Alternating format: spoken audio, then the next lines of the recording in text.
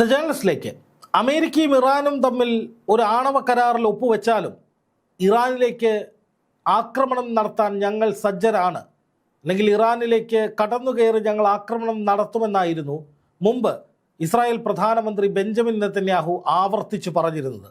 അതായത് അമേരിക്ക ഇറാനെ വെറുതെ വിട്ടാലും ഞങ്ങൾ വെറുതെ വിടില്ല എന്നായിരുന്നു നെതന്യാഹുവിൻ്റെ പ്രഖ്യാപനമെന്ന് ചുരുക്കം. അന്നൊക്കെ അമേരിക്ക ഇറാനെ ആക്രമിക്കുമെന്നാണ് നിരന്തരം പറഞ്ഞുകൊണ്ടിരുന്നത്. പക്ഷേ ഒരു ഘട്ടമെത്തിയപ്പോൾ ഇസ്രായേൽ ഇറാനെ ആക്രമിക്കുമെന്ന തരത്തിലേക്ക് മുഴുവൻ ഉത്തരവാദിത്വങ്ങളും ഇസ്രായേലിൻ്റെ ചുമലിലിട്ടുകൊണ്ട് അമേരിക്കൻ പ്രസിഡന്റ് ഡൊണാൾഡ് ട്രംപ് രംഗത്ത് വരുന്ന സാഹചര്യമുണ്ടായി. അതിനുള്ള കാരണം അമേരിക്ക ഇറാനെ ആക്രമിക്കാൻ നടത്തിയ നീക്കങ്ങളൊക്കെയും തകർന്ന് തരിപ്പണമാവുകയോ അല്ലെങ്കിൽ ഇറാൻ അതിനെയെല്ലാം ശക്തമായി പ്രതിരോധിക്കുകയോ ചെയ്തതിലൂടെയായിരുന്നു. അതായത് അമേരിക്കയ്ക്ക് ഇറാനെ ഒരിക്കലും നേരിട്ട് ആക്രമിക്കാൻ കഴിയില്ല, അല്ലെങ്കിൽ അങ്ങനെ ആക്രമിച്ചാൽ അതിശക്തമായ തിരിച്ചടികൾ അമേരിക്കയ്ക്ക് ഉണ്ടാകും. അത് വലിയ നാണക്കേട് അന്താരാഷ്ട്ര തലത്തിൽ അമേരിക്കയ്ക്ക് ഉണ്ടാക്കുമെന്ന് തിരിച്ചറിഞ്ഞതോടെ ഇസ്രായേൽ ഇറാനെ ആക്രമിക്കാൻ തയ്യാറെടുക്കുന്നു എന്ന നിലയിൽ, അല്ലെങ്കിൽ ഇസ്രായേൽ ഇറാനെ ആക്രമിക്കുമ്പോൾ അതിനുവേണ്ട സഹായങ്ങൾ തങ്ങൾ ചെയ്യുന്നു എന്ന നിലയിലേക്ക് ഒരു മാറ്റം അമേരിക്ക പലയിടത്തും കൊണ്ടുവന്നിരുന്നു. വാസ്തവത്തിൽ അത് ഇസ്രായേലിനുള്ള ഒരു കുരുക്കാണ്, അല്ലെങ്കിൽ ഇസ്രായേലിനുള്ള ഒരു കെണിയാണ് എന്ന് വേണമെങ്കിൽ പറയാം. കാരണം ഇസ്രായേൽ ഒരിക്കലും ഭീഷണികൾക്കപ്പുറം ഇറാനുമായി അമേരിക്കയുടെ സഹകരണമില്ലാതെ, അല്ലെങ്കിൽ അമേരിക്ക ഇനിഷ്യേറ്റീവ് എടുക്കാതെ ഒരു യുദ്ധം ആഗ്രഹിക്കുന്നില്ല. അതിനുള്ള കാരണം എന്താണെന്ന് നമുക്കൊക്കെ അറിയാം. ഇസ്രായേലിന് ഒറ്റയ്ക്ക് ആരെയും നേരിടാനുള്ള കരുത്തില്ല, ശക്തിയില്ല, ആയുധബലമില്ല, ധൈര്യമില്ല. വെറുതെ ലോകശക്തിയാണ്, അതാണ് ഇതാണ് എന്നൊക്കെ പറയാം. ജൂതന്മാർ ലോകത്തെ വലിയ സംഭവമാണ് എന്നൊക്കെ തള്ളുന്ന ഒരുപാട് പേരുണ്ട്.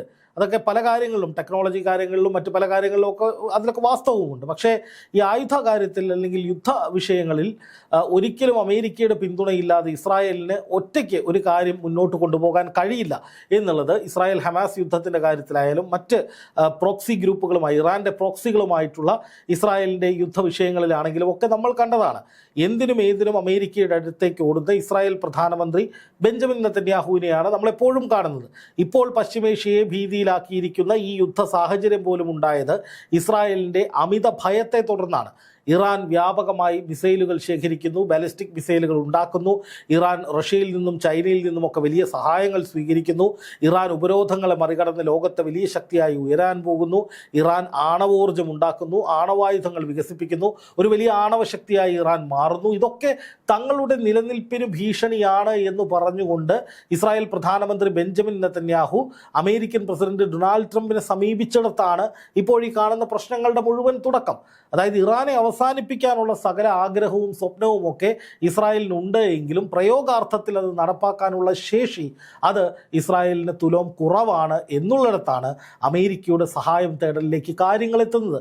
പക്ഷേ ഇപ്പോൾ നോക്കുക, ഇസ്രായേൽ ആക്രമിക്കട്ടെ എന്ന നിലയിലേക്ക് അമേരിക്ക ചുവട് മാറിയപ്പോൾ, അല്ലെങ്കിൽ ഇസ്രായേൽ ആദ്യം ആക്രമിക്കുകയും തുടർന്ന് അമേരിക്ക അതിനെ സഹായിക്കുന്ന വിധത്തിൽ ഇറാനെ തകർക്കാനുള്ള നീക്കങ്ങളിലേക്ക് പോവുകയും ചെയ്യുന്നു എന്ന തരത്തിലൊക്കെ വിലയിരുത്തലുകൾ വന്നപ്പോൾ ഇസ്രായേലും തങ്ങളുടെ നിലപാടിൽ വലിയൊരു മാറ്റം വരുത്തിയിരിക്കുകയാണ്. നിങ്ങൾക്ക് എല്ലാവർക്കും ഓർമ്മയുണ്ടാകും, മുമ്പ് ഇസ്രായേൽ പലതവണ പറഞ്ഞത് അമേരിക്കയും ഇറാനും തമ്മിൽ എന്ത് തരം കരാറിൽ ഒപ്പിട്ടാലും, അവർ തമ്മിൽ കൈകൊടുത്താലും ഇറാനെ ആക്രമിക്കാൻ ഇസ്രായേൽ തയ്യാറാണ്, സജ്ജമാണ്, ഇസ്രായേൽ ഇറാനെ ആക്രമിച്ചിരിക്കും എന്ന് നെതന്യാഹു പലതവണ പറഞ്ഞതാണ്. പക്ഷേ ഇപ്പോൾ ഇസ്രായേലും തങ്ങളുടെ നിലപാട് മാറ്റിയിരിക്കുകയാണ്. ഇറാൻ തങ്ങളെ ആക്രമിച്ചാൽ മാത്രമേ തങ്ങൾ തിരിച്ചടിക്കുകയുള്ളൂ, അല്ലെങ്കിൽ ഇറാൻ തങ്ങളെ ആക്രമിച്ചാൽ ഞങ്ങൾ ശക്തമായി തിരിച്ചടിക്കും എന്ന് മാത്രമാണ് ഇപ്പോൾ ഇസ്രായേൽ പറയുന്നത്. അതായത് ഏതെങ്കിലും തരത്തിൽ ഇറാൻ ഇങ്ങോട്ട് ആക്രമിക്കണം, അല്ലാതെ ഞങ്ങൾ അങ്ങോട്ടേക്ക് ഏകപക്ഷീയമായൊരു യുദ്ധത്തിനില്ല, ഏകപക്ഷീയമായൊരു ആക്രമണത്തിനില്ല എന്ന് ഇസ്രായേൽ ഇപ്പോൾ വ്യക്തമാക്കുകയാണ്. പ്രതീക്ഷിക്കാൻ കഴിയാത്ത തിരിച്ചടിയായിരിക്കും ഇസ്രായേൽ നൽകുക ഇറാന് എന്നൊക്കെ പറയുന്നുണ്ട്. അതിൻ്റെ വാർത്ത നോക്കുക, ടൈംസ് ഓഫ് ഇസ്രായേൽ കൊടുത്തിരിക്കുന്നത്, Netanyahu an attack on Israel would be most serious mistake in Iranian history എന്നാണ് പറയുന്നത്.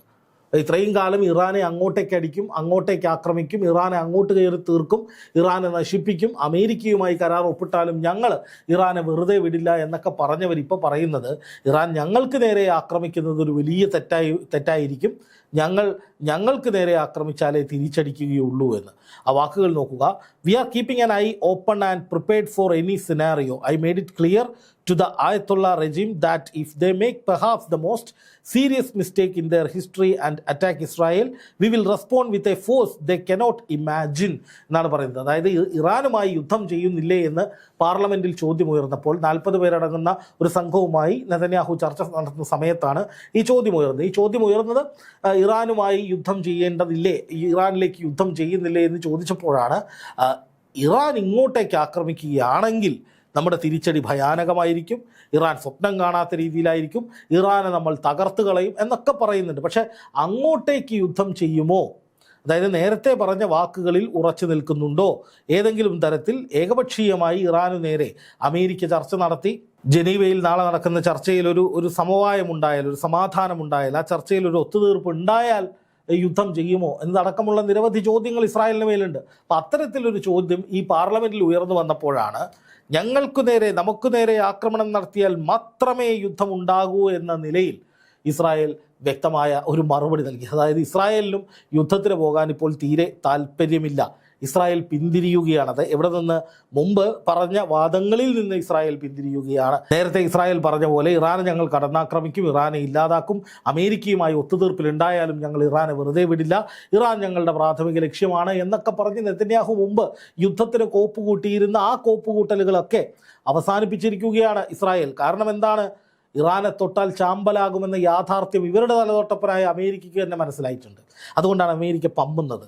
അമേരിക്ക പറയുന്നത് പോലെയൊന്നും കടന്നാക്രമിക്കാതെ ഭീഷണികളിൽ മാത്രം എല്ലാം ഒതുക്കുന്നതിന് കാരണം അങ്ങോട്ട് കയറി ചെന്നാൽ ഇങ്ങോട്ട് തിരിച്ചടി കിട്ടും, അത് ശക്തമായിരിക്കുമെന്ന ഉത്തമമായ ബോധ്യം അമേരിക്കയ്ക്ക് വന്നതുകൊണ്ടാണ്.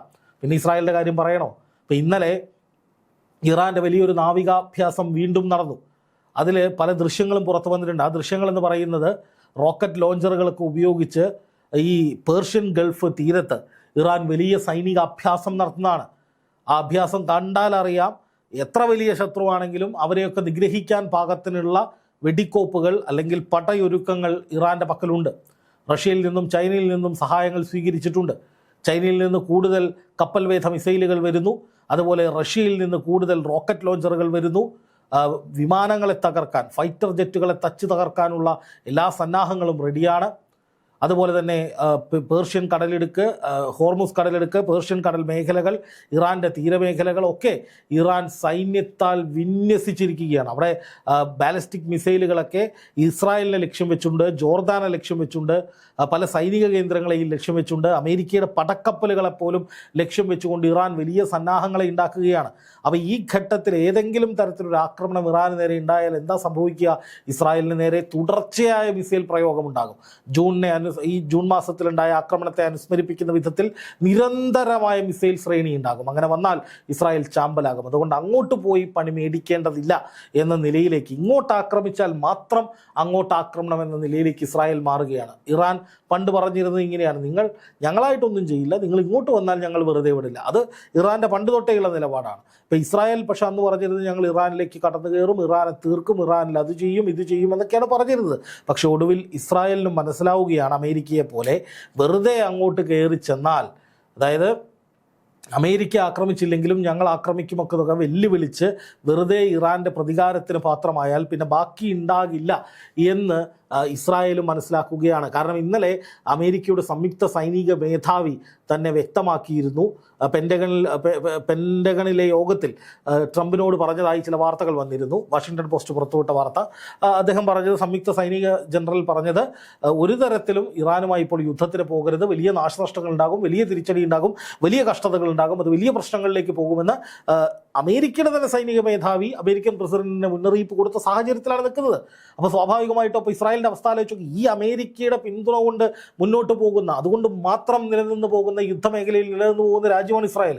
അപ്പോൾ അമേരിക്കയുടെ തന്നെ സംയുക്ത സൈനിക മേധാവി ഇത്രയും വലിയ മുന്നറിയിപ്പ് അമേരിക്കൻ പ്രസിഡന്റ് കൊടുക്കുമ്പോൾ ഇസ്രായേലിന് അത് ഉൾക്കൊണ്ടല്ലേ പറ്റൂ.